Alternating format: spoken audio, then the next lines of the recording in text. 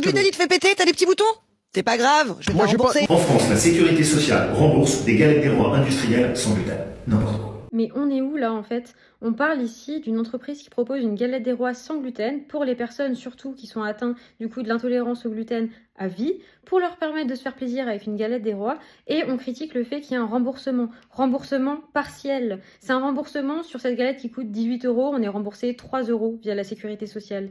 Sachez aussi que ce remboursement, on y a droit si on est diagnostiqué avec la maladie cœliaque, si on a fait le dossier auprès de la sécurité sociale, si on a validé son dossier, et ensuite tous les mois, il faut du coup scanner ses produits pour prétendre un remboursement partiel des produits sans gluten qu'on achète. Et la maladie cœliaque, elle touche 1% de la population en France, dont seulement 80% sont réellement diagnostiqués de la maladie cœliaque. On parle pas ici des intolérants qui sont intolérants un jour sur deux, qui mangent un burger par-ci, un burger par-là, une pizza, puis de temps en temps au final le gluten c'est pas grave si on est ballonné. On parle ici d'une vraie maladie qui est prise en charge avec un soutien financier. Un soutien financier parce qu'aujourd'hui il n'y a pas de traitement qui existe. C'est une maladie chronique, c'est une maladie qui peut avoir des actions irréversibles. Des personnes aujourd'hui sont diagnostiquées bien trop tard et ont des grosses complications, ont des pathologies en plus de la maladie cœliaque. C'est encore pire pour eux. Aujourd'hui, devoir manger sans gluten, pour certaines personnes, c'est dur financièrement, c'est dur socialement, c'est dur mentalement. Allez acheter de la farine pour faire un gâteau vite fait si vous êtes invité. Allez faire de la pâtisserie. Le sans gluten, c'est des matières premières qui coûtent beaucoup plus cher.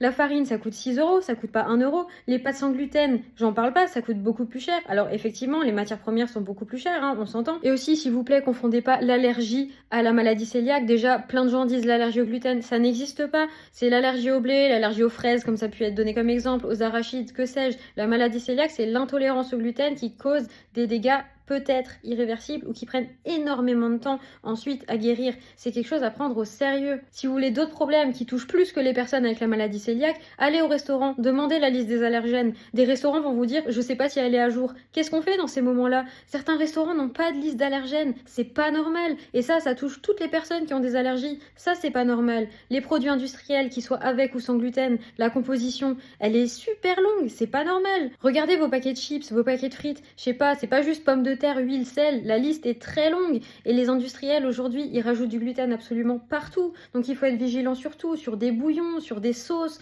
il faut faire attention à des médicaments qui peuvent contenir du gluten. Je crois que les gens ne se rendent pas compte, donc aujourd'hui vraiment soutien à l'AFDIAG, l'association française des intolérants au gluten, qui est là pour aider les personnes, pour conseiller les personnes, pour les accompagner dans tout ça. L'Amigest, toutes les marques qui produisent des produits sans gluten pour justement faciliter le quotidien des personnes cœliaques. Toutes ces personnes-là, vraiment gros soutien parce que c'est pas normal qu'on tire dessus comme ça.